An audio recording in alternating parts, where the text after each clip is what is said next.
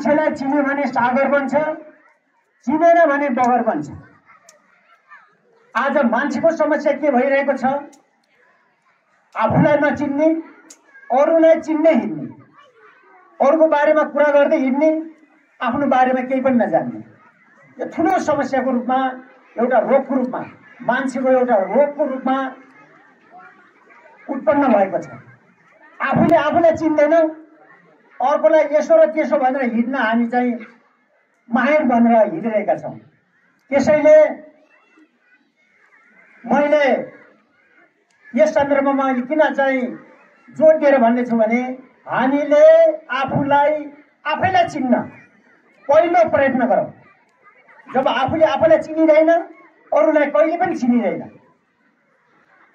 जे गरिन्छ आफ्नो लागि गरिन्छ भन्दा राजनीतिक पार्टीहरूले अर्काको लागि, समाजसेवाको लागि होइन, सबै आफ्नो लागि हो। राम्रो भयो भने पनि नराम्रो भए पनि आफ्नो लागि हो। त्यसकारणले आज यहाँ चाहिँ म हरिशजीको कार्यक्रममा धेरै ठाउँमा उपस्थित भएको छु। यस प्रकारको भावनात्मक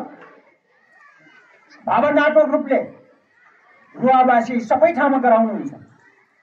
पूर्व मेचीदेखि पश्चिम महाकालीसम्म, मधेसदेखि हिमालसम्म उहाँ हिँडिराख्नु भएको छ। मान्छेभित्रको भावना जगाउनु धेरै ठुलो कुरा हो। यहाँ चाहिँ 48-50 जना शिक्षकहरू हुनुहुन्छ। केही काम चाहिँ किन गर्न सक्दैनौँ? हामी यतिका अभिभावक छौँ, हामीले किन गर्न सक्दैनौँ? त्यस कारणले कोही न कोहीले केही न केही काम गर्न हामी आएका हुन्छौँ यो पृथ्वीमा।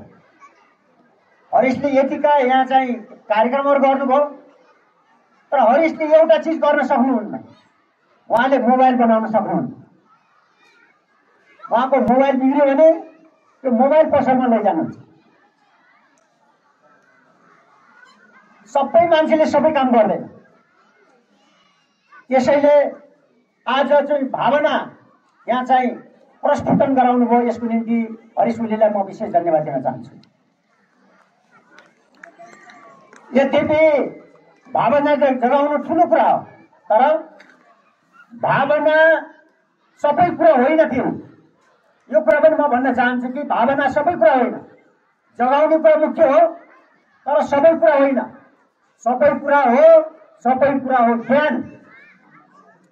भावना सबै कुरा होइन, सबै कुरा ज्ञान मात्रै हो। र ज्ञानलाई सार्थकतामा पुर्याउनको निम्ति कर्म चाहिन्छ। ज्ञानलाई सार्थकतामा पुर्याउनको निम्ति कर्म चाहिन्छ। तपाईलाई यहाँ ल्याएको हाम्रो कर्म पुगिरहेको छैन, अब कर्म पुर्याउनु पर्छ भन्ने हिसाबले यो कार्यक्रमको आयोजना गरिएको। यस अर्थमा खबाङ गाउँपालिका र यस वडालाई म फेरि पनि विशेष धन्यवाद दिन चाहन्छु। हामीले ज्ञान प्राप्तको निम्ति कर्म गर्नुपर्छ। ज्ञान आफै पूर्ण हुँदैन, ज्ञानलाई पूर्णता दिनको निम्ति कर्म गर्नुपर्छ। र जब ज्ञानलाई कर्मले पुरा गर्छौं त्यो शक्ति बन्छ। त्यो भावना, ज्ञान शक्तिमा परिणत हुन्छ। त्यसैले यी सबै क्रियाकलापहरू गर्नुको अलावा मुख्य उद्देश्य हाम्रो भाइ बहिनीहरूलाई, छोराछोरीहरूलाई, दर सन्तानलाई भावी समाजको असली उत्तरदायी, असली उत्तराधिकारी, असली उत्तरदायीपूर्ण नागरिक बनाउनका निम्ति यो कार्यक्रमको आयोजना गरिएको हो। तपाईहरू भावी असली उत्तरदायी नागरिक बन्नुहुनेछ भन्ने शुभेच्छा व्यक्त गर्दै म बिदा हुन चाहन्छु। धन्यवाद।